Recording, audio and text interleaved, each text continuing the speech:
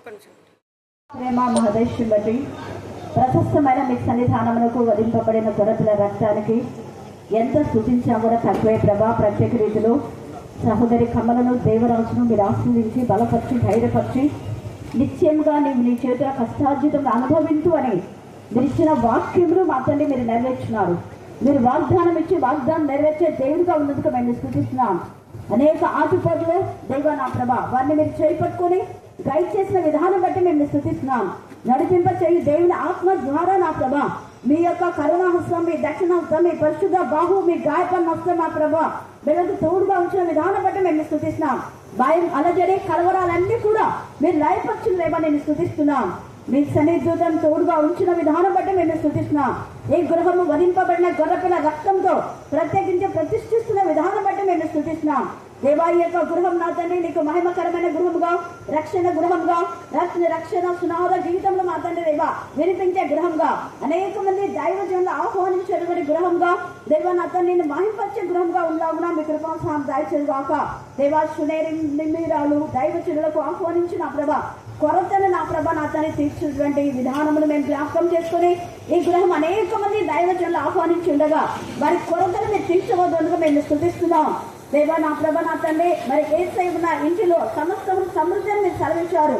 అలాగనే నా తండ్రి ఏసై ఉన్న ఇంటిలో నా తండ్రి పరిమళ వాసన వెదజల్లే గృహంగా నుదియా నా ప్రభ దైవజనులు బలవంతం చేసి ఆహ్వానించడం ద్వారా ఆమె ఇంటి వారందరూ కూడా రక్షణ పొందగలిగినందుకు మేము స్థుతిస్తున్నాం. దేవా సోదరి కమలా సోదరు దేవరాజు నా ప్రభ అనేక ఆత్మలు నా ప్రభ సంపాదించే బిడలుగా ఆత్మ సంబంధమైన విషయాల్లో ఆత్మ సంబంధమైన ప్రతి ఆశీర్వాదం పొందుకోవడానికి మీ కృపా సాందాయిని ప్రార్థిస్తున్నాం. మరియు కమల వారి రక్త సంబంధికులు బంధువులు అలాగనే సోదరు దేవరాజు వాళ్ళ బంధువు రక్త సంబంధికులు అందరినీ కూడా మీరు ఆస్వాదిస్తున్న విధానం బట్టి మేము స్థుతిస్తున్నాం. దేవా అలాగనే పేతురు మాత్రమే వారి అత్త ఇంటికి ఏసయ్య వెళ్ళినప్పుడు అక్కడ ప్రతి రోగంలో మాత్రమే మీరు లయపరిచి వారి అత్తను స్వస్థపరిచారు. అలాగనే ఈ గృహంలోకి వచ్చుచున్న వారికి వెళ్ళుచున్న వారికి ఆరోగ్యాన్ని బలాన్ని శక్తి నెమ్మది సమాధానం కలుగుతుందని ప్రార్థిస్తాం. నమ్మదగిన దేవుడు మా ప్రభా నా తండ్రి మీ ద్వారా ఇల్లు కట్టబడింది. అయితే మేమే మీ ఇల్లుని మీరు సెలవించారు. ప్రతి హృదయం మీకు ఇల్లుగా మార్చడానికి మీకు దాయిచేయండి ప్రభా. ఈ ఇల్లు ఏవి పరలోక రాజ్యంలో చేర్చబడవు కానీ మా హృదయం నీకు నివాస స్థలంగా ఉండి మేము ఇహమందు పరమందు ఆశీర్వదించబడలాగున మీ కృపాసాం దయచేయమని చెప్పబోయే లేఖన భాగం అందరిలో ఫలింపచేయమని మమ్మను ఆత్మను మీ చేతులుగా సమర్పిస్తూ నజరైన యేసుక్రీస్తు శక్తిగల నామమున ప్రార్థిస్తున్నాం తండ్రి. ఆమేన్ ఆమేన్ ఆమేన్. 7:21 Not everyone who says to me, Lord, Lord, shall enter the kingdom of heaven, but he who does the will of my Father in heaven. 23వ అధ్యాయం 29వ వచనము. నా మాట అగ్ని వంటిది కాదా, బండను బద్దలు చేయి సుత్తి వంటిది కాదా. Jeremiah chapter 23 verse 29. Is not my word like a fire, says the Lord, and like a hammer that breaks the rock into pieces. इर्मियाह 23 अध्याय 29 वचन. यहोवा ही वाणी है कि क्या मेरे वचन आग नहीं है, फिर क्या वह ऐसा हथौड़ नहीं जो पत्थर को फोड़ डाले. इर्मिया 23 అధ్యాయ 29 వచన.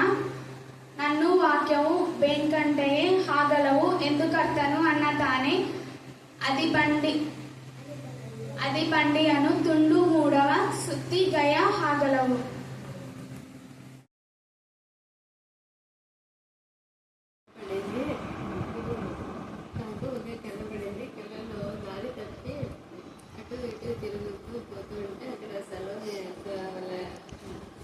ఇల్లు కనిపించింది. ఇళ్ళకపోయినది. ఇళ్ళకపోతే అక్కడ అంతా స్త్రీలు అమ్మాయిలంతా యవనస్తులు ఉన్నారు. ఆ యవనస్తులు ఎక్కువ ఉన్నారు. యూత్ వాళ్ళు బట్టలు పెట్టుకునే విధానం కానీ వాళ్ళు తినే విధానం కానీ బయటికి వెళ్ళి వచ్చే విధానం కానీ అన్నీ ఒక క్రమశిక్షణతో ఒక పద్ధతిగా ఉన్నారంట వాళ్ళంతా. అప్పుడు ఇల్లు కూడా శుభ్రంగా ఉంది. అట్లా ఉందన్నమాట. అబ్బా అక్క ఎంత బాగా పెట్టుకునింది, ఎంత క్రమశిక్షణతో ఉంది. ఎవరే కానీ వాళ్ళ ఇష్టానుసారంగా ఉన్నట్లు ఎక్కడ లేదు. అంతా స్త్రీలు యవనస్తులే ఎక్కువ మంది ఉన్నారనమాట. అట్లా కళ వచ్చింది. అప్పుడు నేను అనుకున్నా, చూడు ఎంత బాగా పెట్టుకునింది అక్క, ఎంత నీట్గా పెట్టుకునింది, పిల్లల్ని కూడా ఎంత భయభక్తులతో పెట్టింది. సో ఎవరి పని వాళ్ళు చేసుకుంటున్నారు చూడు అని నేను అనుకున్నాను. అనుకున్న తర్వాత మళ్ళీ ఆ ఇంట్లో నుంచి బయటకు వచ్చేసినాను.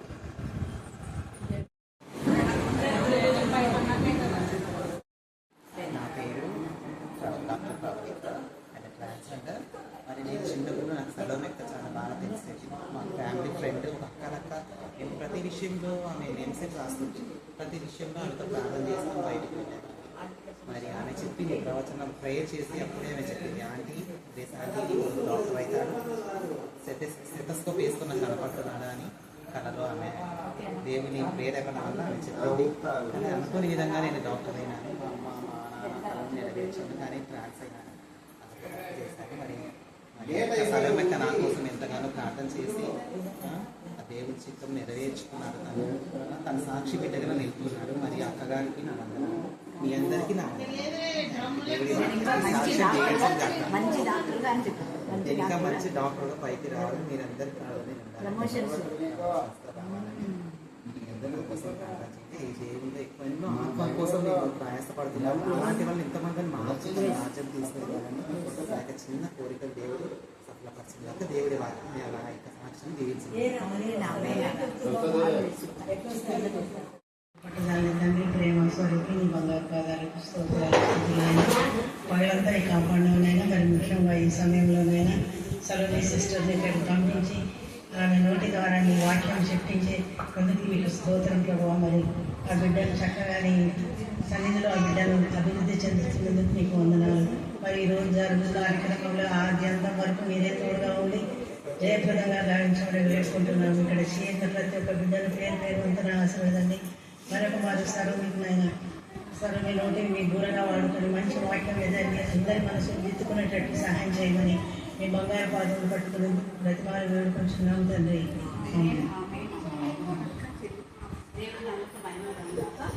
ఈ సమయంలో వాక్యం చదివారు.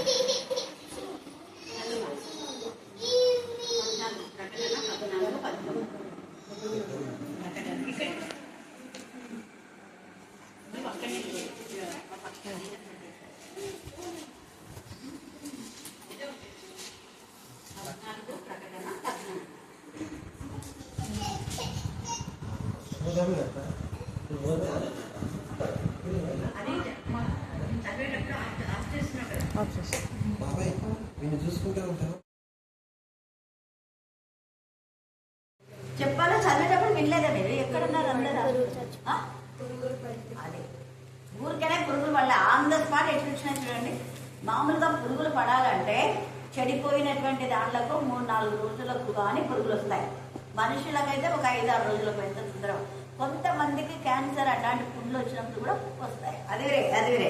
ఇక్కడ వెంటనే చూడండి, దేవుని మహిమపరచనందున వెంటనే ప్రభు దూత అతని మొద్దెన కనుక పురుగులు పడి పురుగులు పడి ముందే పురుగులు పడినాయి. ఎందుకు? ఏ రోజు పురుగులు పడి మరణించుదాం. ఈరోజు ధ్యానాంశం ఏంటి చెప్పండి. ఏ రోజు పురుగులు పడి మరణించుదాం. ఏ రోజు పురుగులు పడి ప్రాణము విడిచెను. అంటే ప్రాణం ఉన్నప్పుడే పురుగులు వచ్చినాయి. ఎందుకు ప్రాణం ఉన్నప్పుడే పురుగులు వచ్చినాయి? వెరీ గుడ్, చక్కగా చెప్పింది. చాలా మందిని బలత్కారం చేసి దౌర్జన్యం చేసి ప్రాణం ఉంది కదా అని ప్రాణం ఉన్నప్పుడు తన ఇష్టానుసారంగా చేసినాడు. తర్వాత పేతురు చెరసాల్లో వేస్తే పేతురు లేడు అక్కడ, దేవుడు అద్భుత కార్యం చేశాడు అని చెప్తే ఎంత క్రూయల్ గా వేయింది. అక్కడ చూడండి ఎలాగ ప్రవర్తించినాడో. 18వ వచనం చదవండి. తెల్లవారగానే పేతురు ఏమాయనో అని సైనికులలో కలిగిన గలిబిలి ఇంతంతా కాదు. చదవండి అంటే ఒకరు వెంట అంటే ఇంత అలర్ట్ గా లేదు. రేపు నుంచి మాట్లాడలేదు. 97 ప్రాంతం మీరు ఎప్పుడైతే అప్పుడే వెళ్తున్నాం. ఆసక్తి కలిగి ఉంటేనే చెప్పాలన్న ఇది నాకు కూడా ఉంటుంది. లేకుంటే ఏమైపోతుంది? అయ్యో కొరాజిన, అయ్యో బెస్సైదా, మీ మధ్య చేసిన దానికంటే పూర్వ సిద్ధుల పట్టణంలో చేస్తే వాళ్ళ పూర్వమే గొర్రెపట్ట కట్టుకొని బూడిద వేసుకొని మారు మనసు పొంది ఉంది. ఇవన్నీ ఎప్పుడో నేర్చుకున్నాయి. ఇప్పుడు నేను కంటెంట్ చేసిన వాళ్ళు ఎందుకు నేను నేర్చుకుని కంటెంట్ చేసిన అంటే దేవుడి భయం ఉంది కాబట్టి. మీ మధ్య ఇన్ని సంవత్సరాలు ఉన్నా, లేకపోతే ఎప్పుడో వెళ్ళిపోయాను. హల్లెలూయా, హల్లెలూయా. ఇక్కడ ఈ హేరోదు ఏం చేసిన అంటే వాళ్ళని చెరసాలలో చెప్పుడు మాటలు విని ఎవరెవరో ఏమేమో చెప్పినారు. దేవునికి విరోధంగా చేస్తున్నారు, మోషే ధర్మశాస్త్రం నిరాకరిస్తున్నారు, మోషే ధర్మశాస్త్రం ప్రకారం చేయలేదు, వాళ్ళు కొత్త బోధ చేస్తున్నారు అని తప్పుడు సమాచారం చెప్పిన వాళ్ళు తప్పుడు మాటలు విని పేతులు పట్టుకొని చెరసాలలో వేస్తారు. దేవుని యొక్క దూత, దేవుడు న్యాయస్థుడు. వీళ్ళు అన్యాయంగా అక్రమంగా పేతుల పైన నేరారోపణ చేస్తే న్యాయవంతుడైన దేవుడు పేతుల దగ్గరికి ఆయన దూతను పంపాడు. ఆయన దూతను పంపి విడుదల చేశారు. అప్పుడు చిన్న పిల్ల రోజే చేసినటువంటి ప్రార్థనకు దేవుడు అద్భుతం చేశాడు. పేతులు ప్రార్థన చేయలేదు, నన్ను విడిపించు దేవాన్ని మొరపెట్టినాడా? మొరపెట్లా, ఏడవలేదు. అయ్యే ఈ కష్టం వచ్చింది మనదే చిన్నదానికే ఇచ్చేస్తుందా. పేతులు ఏడవలేదు. దేవుని కోసమై నేను మరణములకైనా కూడా సిద్ధమే అన్న విధానంలో ఉన్నాడు. వీళ్ళు ఊరికే కేవలం చెరసాలలోనే వేశారు. యాకోబుని చంపారు, అలాగే సెవెన్ చంపారు. ప్రభా నాకేమవుతుందో నాకు తెలియదు, కానీ నా ప్రాణాత్మ దేహంలో నీకు సమర్పించి నేను నిబ్బరంగా ఉంటానని నిబ్బరంగా ఉన్నాను. ఆయన నిబ్బరము, ఆయన విశ్వాసము, ఆయన నమ్మకము, ఆయన నిరీక్షణ, లోద యొక్క విశ్వాసం అన్ని తోడై దూత దేవుడు పంపాడు. దూత పంపడం అంటే సామాన్యమా? సామాన్య మానవుని యొక్క జీవితము ఇంతలో ఉండి అంతలో వెళ్ళిపోయేది. నేను బుడగలాంటి జీవితం. అలాంటి మానవులను దేవుడు ఎంతగా ప్రేమించి వారికి 24 గంటలు ఆయన కంటి పాపలాగా కాపాడుతుంటే మనం రోజుకు 3 గంటలు ఆయన ప్రార్థించడానికి ఎంతనో అర్ధగంట కూడా స్థిమితంగా కూర్చోలేం. వాక్యం విన్నాం. పోనీ 5 నిమిషాలు స్తుతి చేయడం అంటే కూడా సరిగా స్తుతించాలి. 5 నిమిషాలు కూడా ఉండదు స్తుతి చేయడం. గట్టిగా కలిసి ఏకంగా కూడి మనం దేవుని స్తుతిస్తామని ఎన్నిసార్లు చెప్తా కదా, కొంతమంది మాత్రమే ఏకీభవిస్తారు. అందుకనే దేవుడు లెక్క అడుగుతాడు. ఇప్పుడు మేము ఈ వయసులో ఇంతగా నేను స్తుతిస్తున్నప్పుడు మిమ్మల్ని కూడా వయసులో లెక్క అడుగుతాడు. మీ వయసు ఏంది, మీరు ఎట్లా స్తుతించారు? ప్రతిదీ దేవుడు చూస్తాడు. మీరు ఎంత కీన్ అబ్జర్వేషన్ చేసిందే దేవుడు అంత వెంటనే ఇతనికి వచ్చి చూడండి. అదే అందుకే నేను అడుగుతున్నాను. ప్రతి సెకండ్ దేవుడు మనల్ని కనిపెడుతూ ఉంటాడు. మన ఆలోచనలు, మన థింకింగ్ అంతా. ఇక్కడ పేతుర్ని ఎంత ఇదిగా విడిపించినాడు. అప్పుడు వాళ్ళకంతా కూడా ఇంత గలిబిలైందంట. అంటే వాళ్ళ యొక్క ప్లాన్స్ అన్ని కూడా తారుమారైపోయినాయి. దుష్టుల యొక్క క్రియలు తారుమారైపోతే వాళ్ళకి అసలు నెమ్మది ఉండదు. అదే నీతిమంతులు ఏం చేస్తారంటే ఈ రోజు ఈ కార్యం జరగకపోయినా దేవుడు మరొక కార్యం నా కోసమే దాచించాడు నిబ్బరంగా ఉండి మళ్ళీ దేవుడు స్తుతిస్తారు. నీతిమంతుల కలుగు ఆపదలు అనేకములు. వాటన్నిటిలో నుంచి దేవుడు ఏం చేస్తాడంటే వాళ్ళను విడిపిస్తాడు అని వాళ్ళకు నిబ్బరమైన మనసు ఉంటుంది. ఖచ్చితంగా దేవుడు నువ్వు న్యాయకర్తవు, నా పక్షంగా ఎవ్వరు మాట్లాడకపోయినా నువ్వు మాట్లాడే దేవుడుగా ఉన్నావు అని దేవుని స్తుతిస్తారే కానీ దేవుని పైన గ్రడ్జి పెంచుకోరు. ఇక్కడ వీళ్ళైతే ఇంత కాదంట వాళ్ళ గలివిలి. హేరోదు అతని కోసము వెతికినప్పుడు మన ముక్కలకు అంతా వెతికించినాడు, అతను కనపడలేదు. కానీ అక్కడే ఉన్నాడు, కనపడకుండా దేవుడు చేసినాడు. దేవుడు చాలా ఇది వీడి జిమ్మికు ఎత్తుకు పైకి లేస్తాడు. దేవుడు వీళ్ళ మొక్కలు చెక్కలయ్యారా పడంగా రాత్రంతా నిద్ర రాకుండా కలవరం అయిపోయింది. ఎవరికి? హేరోదు. గతంలో కూడా ఒక హేరోదు ఇలాగే కలవరపన్నాడు. ఎప్పుడు? 2వ అధ్యాయం చదవండి. మత్తయి సువార్త. ఇప్పుడు కొంచెం జ్ఞానోదయమైనట్టుంది. మళ్ళీ వద్దులేదేవా నీతో మాకెందుకు నా పాటలు అందుకని కొంచెం 2వ అధ్యాయం 16వ వచనం. ఆ జ్ఞానులు తన్ను అపహసించిన అంట. జ్ఞానులు ఏమైనా అపహసించినారా? వీడే అంత అపహాస్యం చేసి నేను వచ్చి పూజిస్తా, మీరు వచ్చి నాకు చెప్పండి అని అబద్ధాలు చెప్పి అబద్ధాల కోరు. మళ్ళా ఏమంటాడు? జ్ఞానుల మీద నెప్ప మీద. జ్ఞానులు తప్పు అపహసించిరని ఏ రోజు గ్రహించి ఏమి ఆగ్రహం అంట. ఎందుకు ఆగ్రహం? పాపం వీడు బాబు సొమ్మేం పోలేదు కదా, భిక్షాటన పెట్టే రాజు అయినాడు. యాక్చువల్ గా ఏ రోజు ఎవరు రాజు ఉంటే వాళ్ళకి ఏ రోజు అంటుంటారు. అక్కడ వాళ్ళ పేర్లు వేరే ఉంటాయి. ఏదో పాపం పెట్టింటారు, దానికి వెర్రవీగిపోతున్నాడు. ఇంకా అదేం శాశ్వతమైన రాజరికం కాదు, శాశ్వతమైన పదవి కాదు.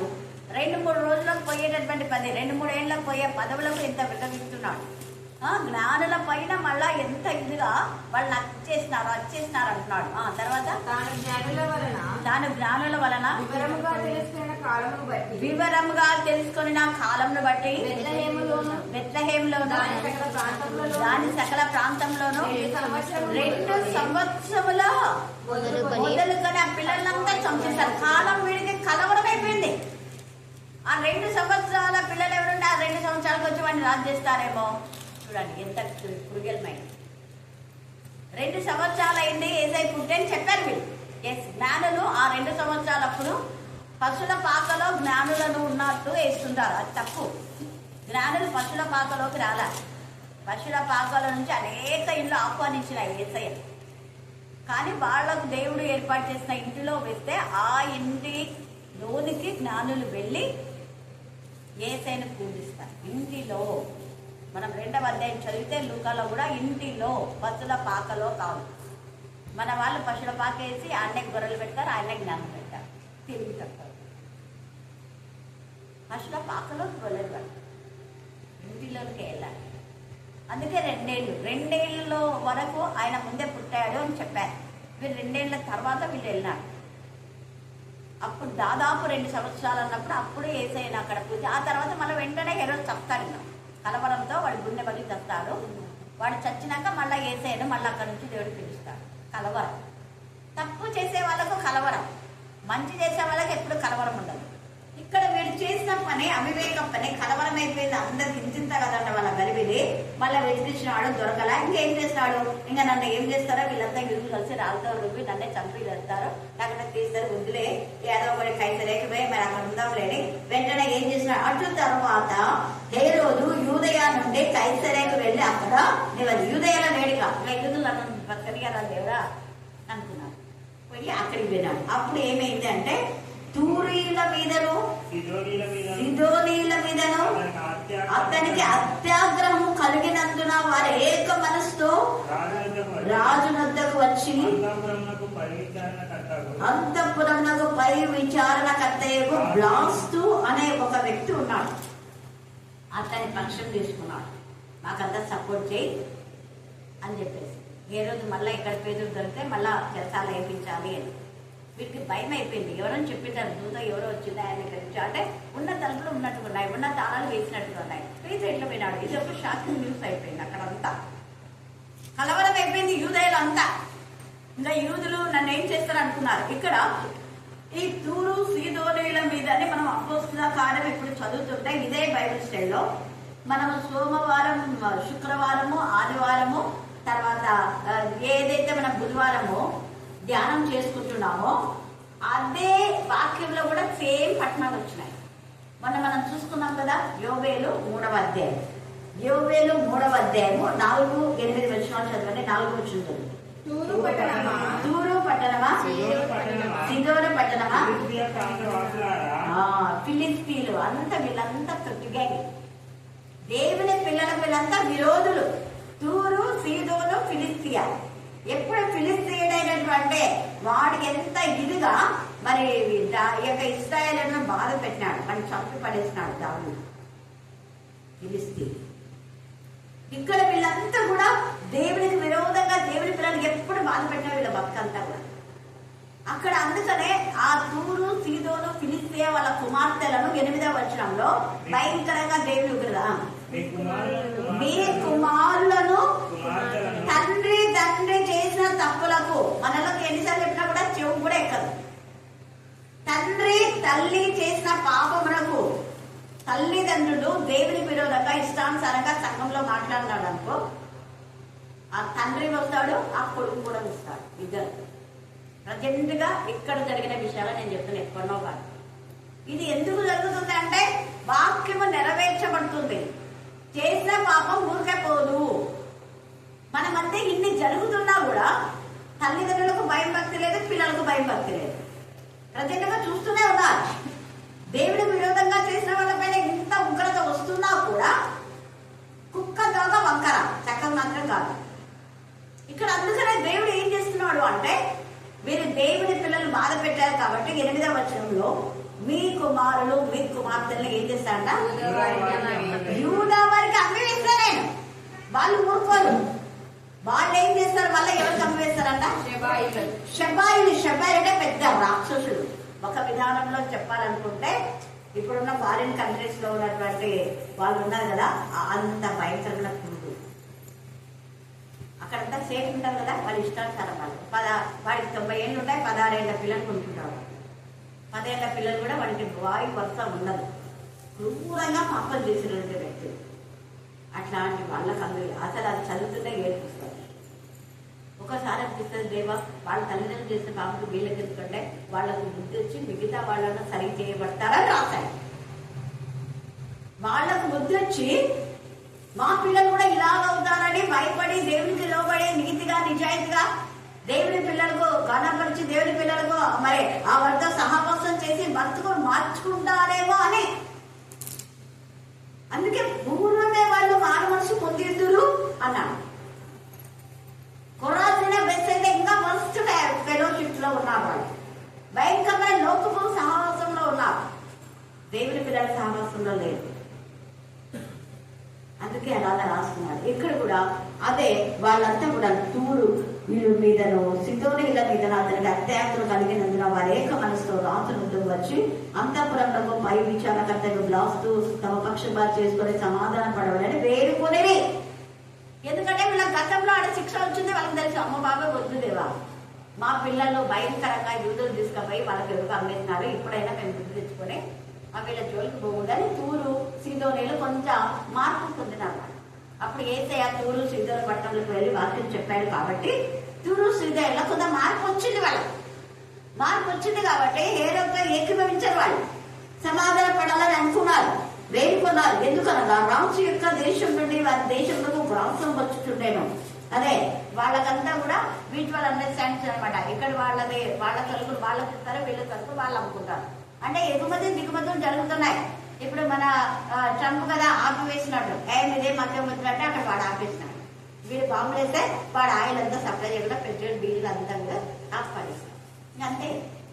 ఇక్కడ మన భారతదేశం కూడా ఎక్కడ మీరు మాకు అది పంపరా, పంపకుండా మేము కూడా ఇక్కడ నుంచి మాకు పంపం మీకు అన్నారు. అంతే.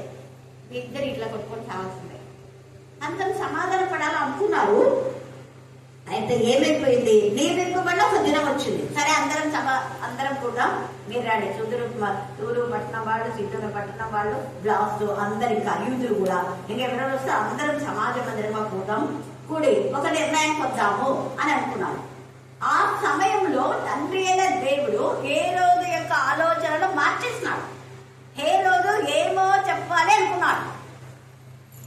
అంటే ఈ యొక్క పేతురు యోహానుడు యేసుప్రభు శిష్యుల పైన కఠినంగా ఏమో అక్కడ చర్య తీసుకోవాలనుకున్నాడు. కానీ దేవుడు మార్చేసి ఆయన నోటిని తన అధీనంలో తీసుకొని మంచి మెసేజ్ ఇచ్చినాడు. పేతురు మంచివాడు, పేతురు ఎవరికి అందేలా ఏం మాట్లాడించాడు అక్కడ ఇక్కడ రాయలే. కానీ ఏమైంది చూడండి అక్కడ 22వ వచనం, ఇది దైవ స్వరమే గాని మానవ స్వరం కాదని కేకలు వేసి అందరికీ భయం అయిపోయి కేకలు వేసేస్తాను. అప్పుడే స్వరం వినపడతానే. నేను ఇప్పుడు చెప్పే మెసేజ్ వేరే ఉంటుంది, టంగ్స్ లో మాట్లాడినప్పుడు వేరే ఉంటుంది. మీరు గమనించినారా? కంప్లీట్ గా నా టోన్ అంతా చేంజ్ అయిపోయింది. అప్పుడు దేవుని స్తుతించాను. నేను అందుకే ఎప్పుడు నా ప్రాణమా ఎక్కువ సంతించము నా అంతరంగుడు సమస్తమైన పశువు టంగ్స్ లోనే అంట వీరి అహం దక్కు శిక్క వీరి రెండు దక్కు శిక్కి బబరా సామే నాకిత ఏ ఎమం దాస్ మే హాసి కి దశికి బబరా మే దశలా ధ్యానే కి తూ మరౌంట్ మే దశలా. ఓ దేవా మీకే స్తోత్రం, ఓ దేవా మీకే స్తోత్రం, మా తండ్రి మీకే స్తోత్రం, పరమ వైద్యుడా మీకే స్తోత్రం, సర్వశక్తివంతుడా మీకే స్తోత్రం, సర్వోన్నతుడా మీకే స్తోత్రం, సర్వ అంతర్యామి మీకే స్తోత్రం. ఇది నేను ఇప్పుడు మాట్లాడుతున్నాను తెలుగులో ఇది. అందుకనే అక్కడ స్వరం వినన్నా దేవుని స్తుతించాలి కదా, స్తుతించాలి. అందుకనే ఏమైపోయిందంట, దేవుని స్తుతించడానికి అతడు దేవుని మహిమ పర్వతం అందులా అంటే తను ఒకటి మాట్లాడాలనుకుంటే ఇంకో మాట్లాడాలనేది అర్థమైపోయి దేవుని మహిమపరచుకున్నాం. అందుకని వెంటనే అంట ఆలస్యమైతే ఏమైనా వెంటనే ప్రభుదూత అతని మొత్తని కనుక పురుగులు పడి ప్రాణము వెళ్ళి ముందే పురుగులన్నీ పాక ఆన్ ద స్పాట్ అతని ఒళ్ళంతా పురుగులు వచ్చేస్తాయి. అక్కడ చూసిన వాళ్ళకందరూ షాక్ అయిపోయింది. పురుగులు తల నుంచి ముక్కులో నుంచి బయట అంతా వీరవిహారం చేస్తున్నాయి. అంటే ఒక నరకంలో ఏముంటుందో అది సిచ్యువేషన్ ఇక్కడ వాళ్ళకి చూపించారు. ఎంత భయంకర అక్కడ పురుగు చావదు, అగ్ని ఆరదు, చచ్చిపోవు అవి కానీ మీ శరీరం అంతటా అక్కడ ఉంటాయి నరకంలో. ఒక్కసారి నరకాన్ని చూపించాడు దేవుడు. ప్రభువు దూత మనకి ఏ దూత అంటే పేతురు బయటకు తీసుకొచ్చిన దూతనే. దేవుని మహిమపరచబడున్న పురుగులో పడి చచ్చాడు. అలాగనే దేవునికి విరోధంగా చేసినందుకు అననీయ సభ్యులు కూడా పడి ప్రాణము విడిచిరి. వాళ్ళు కూడా ప్రాణం విడిచినారు. దేవునికి పరిశుద్ధాత్మకు వ్యతిరేకంగా మనం ఏది చేయకూడదు. ఏది చేసినా మన బతుకులు అంతే. దేవుడు అంటే భయం భక్తి ఉండాలి. ఆయన తగ్గించు అగ్ని. ఆయన సన్నిధిలో ఎంత వణుకుతో మనం ఉండాలో, ఎంత భయంతో మనం ఉండాలో. సెకండ్లో ఒక రాజు సెకండ్లో ఇది జరిగిపోయింది వెంటనే అనే మాట చూస్తే. అలాగనే మనం చూస్తే ఫరో కూడా, ఫరో ఎంత విలువలిగినాడు. ఇంకా చేత కాక వాళ్ళని పొమ్మని చెప్పి మళ్ళీ వెనక పొమ్మని చెప్పాడు. వాళ్ళ వెనకాల వాళ్ళు పోతున్నారో వాళ్ళని చంపుదాం పదానికి ఎంత పూర్తి పడాలి. పోయి దేవుని ఆరాధించాలని చెప్పి మళ్ళీ వెనకాల చంపడానికని సైన్యాన్ని అంతా సమకూర్చుకున్నాడు. ఇక్కడనేమో ఇశ్రాయేలు వెనక చూస్తే వెనకనేమో మరో సైన్యం, ముందు చూస్తేనేమో సముద్రం. బ్రహ్మ ఏంటి బ్రహ్మ అన్నాడు. వెంటనే సాగిపోండి, మీరు ఆగిపోవద్దు అన్నాడు. మందసం తీసుకొని ముందు యాజకులు వెళ్ళండి. ముందు యాజకులు ఎప్పుడు ఉండాలి. ముందు పరిశుద్ధులు ఉండాలి. పరిశుద్ధ పరచబడిన యాజకులు ఉండాలి. ఏమాత్రం పరిశుద్ధం లేకపోతే వాళ్ళు కూడా సత్సరాలు ఉండాలి. పరిశుద్ధులుగా ఉండి దేవుని స్తుతిస్తూ వాళ్ళ పాదము సముద్రం పెడితేనే నీళ్ళన్నీ ఇలా పోయినాయి. ఎంత మెనక గట్టిగా కేకలిస్తారు, అయ్యో సముద్రం సముద్రం అని. ఏం కాదు. ఎప్పుడైతే వాళ్ళంతా ఆ దారిలో వెళ్ళిపోతున్నారో అందరు అవతలకి చేరే వరకు దేవుడు కృప దయచేస్తారు. ఇంకా కొంచెం ముందు చేరడానికి మరో సనమంతా వస్తూ ఉంది అని చెప్పి ఇట్లా చూస్తే దగ్గరికి వచ్చిన సముద్రం దగ్గరికి. అబ్బా వస్తారేమనుకుంటే రానీలే అనుకున్నాను వీళ్ళు. ఇంకా అంత కన్నా పేర్లో ఉండాలి. వెంటనే నీళ్ళు పంపేస్తారు. చచ్చే శవాలాగా అక్కడ వీళ్ళు పోయి అవతల పోయి చూస్తే అన్ని ఆ 5 కిలో శవాలు. అంతే.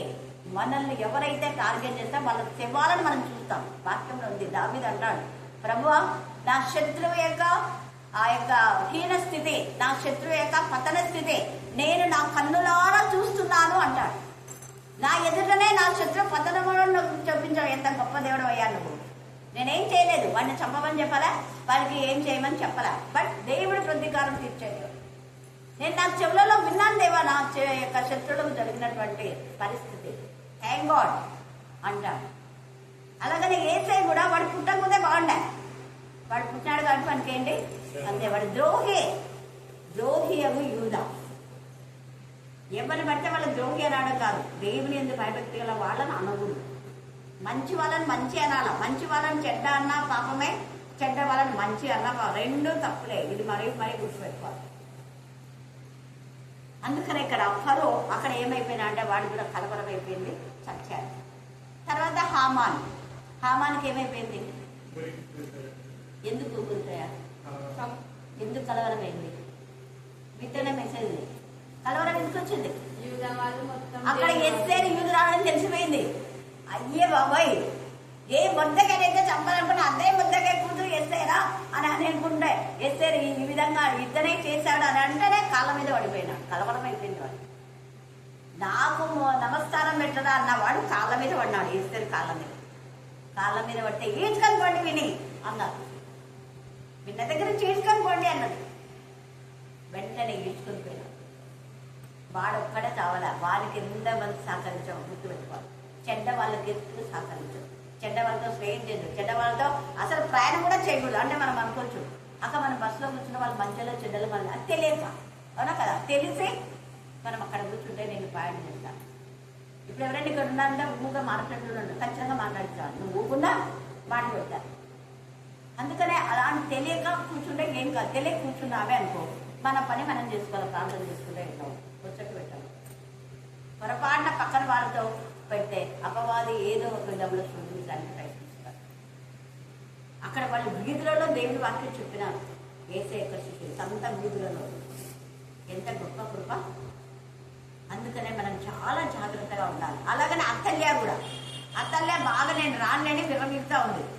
ఉన్న పలంగా ఏషియాను రాజు చేసేసరికి అందరు గట్టి కేకలేసి రాజు చిరంజీవి ఏగున్నాక రాజు గట్టిగా దానికి స్వరం ఏర్పడింది. ఏంటి ఆ తంబురలు అంతా నాట్యం ఆడుతున్నారు, అన్ని ఏమేమో వాయిద్యాలు వాయిస్తున్నారు. ఏంటి అంటే ఏషియాను రాజు చేశారు అనేసరికి అనేసరికి దీన్ని తీసుకుపోయి మందిరంలో వద్దు, దీన్ని బయటకు తీసుకొని చంపండి అని గట్టిగా అది అనుకోవాలి. అంతవరకు విరవేది బయటికి తీసుకుపోయి దేవుడి మందిరం తీయించుకొని అక్కడ చంపేస్తున్నాడు. అలాగనే హేరోదియ కూడా ఎంత ఇదిగా విర్రవీగింది, తర్వాత చచ్చింది. యెజబెలు దాని ప్రాణం ఉన్నంత వరకు అది ఏమేమో మాట్లాడింది, కానీ తర్వాత ఆ ప్రవక్త చెప్పారు, ఆ ప్రవచనం నెరవేరింది. నీ యొక్క రక్తము ఎక్కడ నీ దూషం చేశావు, ఇద్దరు డబ్బులు ఇచ్చి అబద్ధ సాక్షులు పెట్టి అతను తప్పుందని చెప్పావు, అతన్ని దూషం చేసావు, అతను నిర్దోషిని దోషిగా చేయడం దేవునికి హేయం. అందుకని దేవుని విరుద్ధం నీపై వచ్చి నువ్వే దోషం అని చెప్పి నిన్నే మరి ఆ యొక్క చంపేస్తాడు, నీ రక్తం ఖచ్చితంగా కుక్కలు నాకేసి. దేవుని బిడ్డలతో ఏం పెట్టుకోకూడదు, చాలా జాగ్రత్త. దేవుడు తగ్గించండి. దేవునికి రోషం వస్తుంది, కోపం వస్తుంది. అది ఇక్కడ ఒక రాజు కొడుకును ఎవరైనా కొంచెం చిన్నగా చంపబుట్టారనుకో, రాజు వాడి కుటుంబానంతా నాశనం చేసేది. మరి రాజు అయినా ఏసై బిడ్డలు అంటే ఊరుకుంటాడా? చూడండి, నిజంగా ఆ కాలంలో అయితే నోబహు ఎంత చెప్పినాడు, నవ్వారు, కేకలేసినారు, నువ్వేంది అది ఇది ఏమేమో మాట్లాడినారు, అవమానపరిచినారు. ఆ తర్వాత భయంకరమైన ప్రచండమైన వర్షం వస్తూ ఉంటే తలుపులు వేయబడినాయి. వీళ్ళేమో గావు కేకలు, నోవా క్షమించు నోవా, మేము ఎప్పుడు అది చేసినాం ఇది చేసినాం, కేకలు వేస్తున్నారు. అయ్యో మా కొడుకు చచ్చిపోయినారు నోవా, ఇప్పుడన్నా తీయి, మేమన్నా బతుకుతాం, మా ఇంట్లో అందరూ చచ్చిపోయినారు, 4 చచ్చిపోయినారు, ఒక్కనున్నా నా కోసం అన్నది ఎన్ని కేకలు వేసింది. ఎవరికి వెళ్ళిపోయినాయి కేకలు? నోవా హాయిగా దేవుడు వాళ్ళ కేకలు వాళ్ళకే మొత్తం అంతా నాశనం అయిపోయారు. మనమరాళ్ళు 4 తరాలు ఉండింటారు ఒకవేళ కదా, ఆ 4 తరాలు కూడా అయిపోయినాయి. 4 తరాలకు శిక్ష. దేవునికి విరోధంగా మనం చేయకూడదు. దేవునికి ఇష్టంగా చేస్తే 1000 తరములు ఆశీర్వాదం. కాబట్టి రాత్రి కాల సమయమందు మనం ఇలాగా ఉండొద్దు. దేవుని పిల్లలకు కలవరం అనేది అస్సలు ఉండకూడదు, ఉండదు కూడా. కాబట్టి ఇక్కడ అంటాడు కదా, యోహాను సువార్త 14వ అధ్యాయము 1వ వచనం చదవండి. మీ హృదయములు కలవరపడని అదే, let not your heart be trouble. ఎందుకు మీరు కలవరపడతారు ఊకనే? Trust in the Lord God almighty. బలవంతుడైన దేవుడి ఎందుకు విశ్వాసం. అక్కడ అనేక నివాసములు ఉన్నాయి. కొంతమంది ఇంటి ప్రతిష్టప్పుడు నేను ఈ ఇల్లు చాలా కడుతున్నారు, కానీ ఈ ఇల్లు దేవుని రాజ్యంలోకి వెళ్ళము, కేవలం మనకి ఇది షెల్టర్ మాత్రమే. ఈ షెల్టర్లో ఉన్నంత వరకు మనం దేవుని మహిమపరచాలి. మన హృదయమే ఆయనకి ఇల్లు. ఈ హృదయమైన ఇల్లు మాత్రం దేవుని చెంత చేస్తుంది. అక్కడ ఈ ఇల్లు కంటే ఇంకా శ్రేష్టమైన ఇల్లులు ఉంటాయి అనేసరికి ఈ ఇందిరా వాళ్ళ అక్క కోడలు ఉంది, మాకు ఇల్లు లేదు కదా అని నేను అప్పుడే బాధ అనిపించింది ఆంటీ, కానీ మీ వాక్యం మాకు ఎంత రిలాక్స్ అయింది. పక్కన పాస్టర్ అది రెఫరెన్స్ మళ్ళీ చెప్పండి అంటే ఎవ్రీ 3వ అధ్యాయం 7వ వచనం అని. ఎంత రిలాక్స్ అయినారు. అందరు ఇల్లు కట్టుకుంటున్నారా, మాకు ఇల్లు లేదు, బాధపడదు. ఈ ఇల్లు శాశ్వతం కాదు, ఇది కేవలం మనకు ఒక షెల్టర్.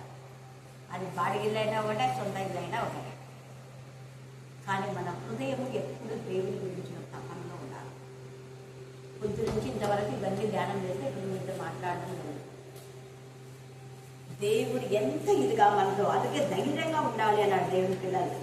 దేవుని పిల్లలు ఎప్పుడూ కలవరపడకూడదు. కలవరం అనేది దేవుని విరోధంకి వస్తుంది. అక్కడ నెబుకద్నెజరు కూడా కలవరపన్నాడు, వెంటనే పశువుని చూసింది, పశ్చాత్తపన్నాడు, మళ్ళా అలా గెలిచేసి అందరు చెప్పేసరికి కలవరపడి అక్కడే వస్తాడు. ఆ రాత్రే మనకి ప్రాణం పోతుంది. కలవరం దేవుడు ఎందుకు భయభక్తి కలిగినాడు కాబట్టి నెబుకద్నెజరుకు మళ్ళా దేవుడు తప్పు క్షమించినాడు. కానీ బెల్షాస్సరుకు పశ్చాత్తాపమే లేదు. ఎన్నిసార్లు చెప్పినా కూడా దేవుడు ఇలాగ చేశాడు, మీ నాన్న కంటే కూడా పశ్చాత్తాపం లేదు. ఉపపత్నులందరితో పాపం చేసినాడు, అందుకే ఆ రాత్రి ప్రాణం లేదు. సెకండ్లో దేవుడు మన ఉగ్రత కుమ్మరిస్తే మనం ఎక్కడుంటాం? దేవునికి భయపడి లోపడతాం. దేవునికి ఫస్ట్ ప్రయత్నిద్దాం. అప్పుడు దేవుడు మనల్ని ఎక్కలేనంత ఎత్తైన కొండపైకి ఎక్కుతాడు. మనం ఆ ఊహించిన కంటే ఈరోజు కమల ఫోన్ చేసి సిస్టర్ నిజంగా దేవుడు ఎంత గొప్ప కృపలు అయిపోతున్నారు. చాలా మంది సీఏలు వచ్చినారు, డిఐజీ కూడా వచ్చినారు, వాళ్ళకు కూడా ఉంది ఇల్లు, కానీ ఇంత పెద్దగా మేము కట్టుకోలేదు. అదే ఫస్ట్ ఫ్లోర్ వేసి ఒక రూమ్ మాత్రం పైన వేసుకున్నాము. 5 సెంట్లకు 6 సెంట్లకు అని కొంచెం అప్రిషియేట్ చేస్తాం. దేవునికి ఇష్టం జ్ఞానవంతాలు ఇల్లు కట్టారు. చాలామందికి 2 జీతాలున్నా కూడా పెద్ద పెద్ద ఆఫీసర్స్ కట్టలేదు. కానీ దేవుని కృప ఉంటే వాళ్ళు అనుకూల కడతామని దేవుడు కట్టిస్తాడు. దేవుడు అంటే ఎంత భయమో కళ్ళకు, ఇంకా అంత భయం. నాతో పాటు వచ్చిన వాళ్ళకి తెలుసు. నేను వస్తున్నానంటే ఆఫీసర్ సెలవు పెట్టిగానే వస్తాను. మనకెంత భయం ఉంది. అస్సలు టైం లేదక్క ఈరోజు, రేపు వస్తే బాగుంటుంది. దేవుడి వాక్య బాగా తెలుసుగాక. ఆమె ఆమె చివరి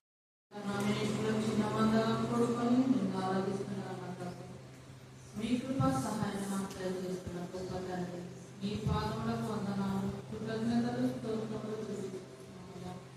ఈ రాత్రికాల సమయంలోనైనా పాటల ద్వారా, వాక్యం ద్వారానైనా ప్రతి బిడ్డని ఆహ్లాదిస్తున్నానైనా. వచ్చిన వారందరికీ స్వస్థత దయచేస్తానని చదువుతున్నాను. ప్రతి బిడ్డకునైనా నీ మీరు కృపను దయచేయండి, సహాయం చేయండి. మేము మాననీయ సభ్యులలా కాకుండానైనా నీ యందు భయం కలిగి భక్తి కలిగినైనా నిన్ను ప్రతి గడియలో, ప్రతి గంటలో, ప్రతి నిమిషంలో ఆరాధించే కృపను ధన్యతను మాకు దయచేసిన దేవా, నీకే వందనాలు, స్తుతులు, స్తోత్రములు చెల్లిస్తున్నామయ్యా.